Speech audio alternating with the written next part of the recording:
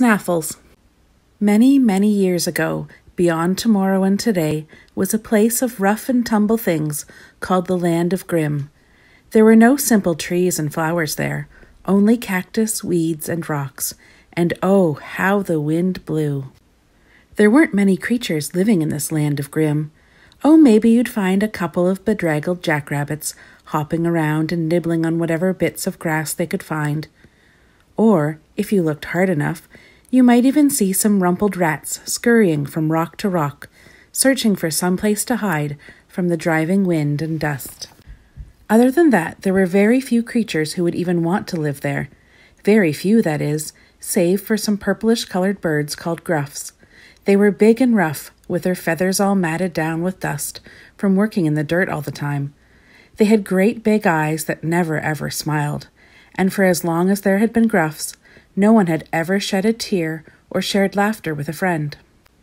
Not only did they want to live in the Land of Grimm, they loved to live there, for they were a motley flock of birds. Of all the gruffs that lived in Grimm, only one had even an ounce of emotion.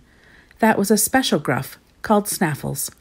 Snaffles worked just as hard as the other gruffs, gathering sticks to build new nests, but occasionally he would get just a little curious, something the other gruffs really frowned upon. He'd work really hard from sunup to sundown, breaking sticks to make smaller sticks, but sometimes he'd just stop and ask why. Usually, one of the other gruffs would turn, scowl at Snaffles, and with feathers flying, cuff him alongside the head and tell him to get back to work.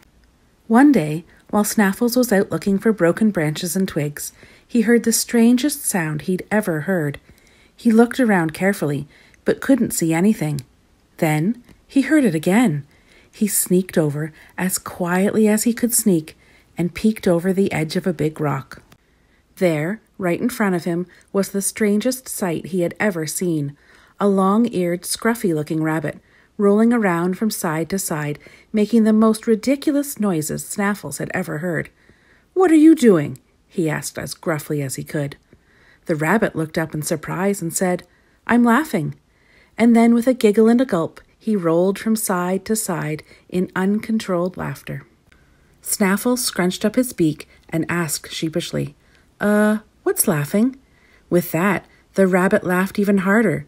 It must have been 2 or 3 minutes before he could control himself long enough to answer. "Laughing is one way to show you're happy," he chuckled. Snaffles thought for a moment, feeling really dumb, and then said, "What's happy?" "Well, I'll be. I bet you don't even know what emotions are, do you?" Snaffles swished his foot around in the dirt and shook his head. "No." "There are all kinds of emotions," the rabbit explained. "There is sad," and he tried to look really sad. "And there is mad," and the rabbit looked really mad, almost scaring poor Snaffles. "And there is happy," and he began to laugh and laugh. Snaffles scratched his head and said, "That looks easy enough," and with that he began to try with all his might. He twisted his face into a million different contortions, trying to look happy, but the best he could do was look awfully silly, which made the rabbit laugh even harder. "You dumb old rabbit, you don't even know what you're talking about. I'll go ask the other gruffs. They'll know what all these emotion things are." He turned abruptly on his heel and flew back to the gruff nest, leaving the rabbit rolling on the ground just as he had been found. Snaffles shuffled right up to the boss of all the gruffs. Excuse me, sir, but what are emotions?" he asked in his most respectful voice. The boss gruff looked at him and then said roughly, "What do you want to know that for, boy?" "Well, you see, I met this rabbit, and he told me about being mad and happy and sad. Only when I tried to do them, nothing happened." "Best you don't find out," the boss gruff said sternly as he ruffled his feathers, "because only babies show emotions. Now, get your feathery hide back to work." And he turned back to his work. Snaffles didn't know what to do. He knew the boss gruff would never lie to him, but at the same time, the rabbit had no reason to lie either.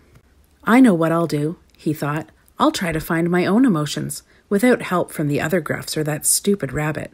And try he did. He looked under rocks and behind cactus. He even looked under an old lizard that happened by. But the only thing he found was dust, dirt, and some old sticks. To make matters worse, no matter where he looked, he could hear the rabbit's laughter ringing in his ears. Finally, out of frustration, he shouted, "Okay, Rabbit, if you're so smart, then you show me where I can find emotions." Like magic, the rabbit popped up from behind a rock. "Come on, Gruff," he giggled. "Follow me, and I'll show you where to find emotions." Without waiting for an answer, the rabbit began hopping away. A very confused Snaffles shuffled right behind. They hopped and shuffled for many a mile on a very old and well-worn path, and finally climbed a hill that overlooked the most beautiful crystal pond that Snaffles had ever seen. "This," said the rabbit, "is the pool of forgotten tears."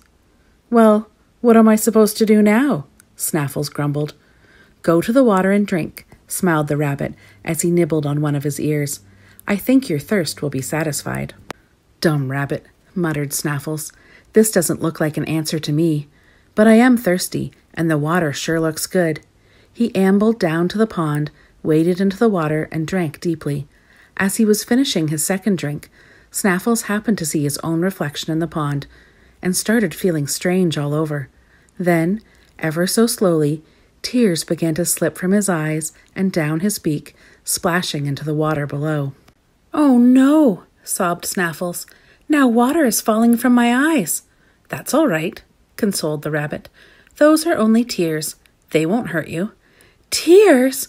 wailed a saddened Snaffles. "I can't cry. Only babies cry. You cheated me, Rabbit. I wanted to find my emotions and learn how to laugh, and all you gave me was tears." "No, Snaffles," chuckled the rabbit. "I didn't cheat you. You can't find happiness until you know sadness, and you can't have true laughter until you know the taste of your own tears. Look deeper into the water. There is more." Sure enough, Snaffles gazed into the water and for the first time saw before him a dirty, feathery face with tears tracing a dusty line down his cheeks. He looked funny, and the longer he looked, the funnier he looked. Then, from deep, deep inside himself, came a happy, rumbling laughter that spilled out and rolled over the countryside. Snaffles and the rabbit laughed and cried for nearly a day. They laughed at the clouds as they skipped across the sky, and they cried when a cricket died. Finally, Snaffles said, "I must take emotions back to the other Gruffs. Help me find a bucket to carry some water from the pool of forgotten tears." They searched about and found a hollowed-out piece of cactus and filled it with water. Then, ever so carefully, they headed back to the Gruffs' camp, laughing and giggling all the way. When they arrived, Snaffles called all the Gruffs together and told them what had happened, but they didn't believe him. "That sounds like a bunch of bunk," said the boss of all the Gruffs. "Now, everybody, get back to work." "Wait," shouted Snaffles. "If you don't believe me, then take a drink of the water before you leave." They all thought for a moment.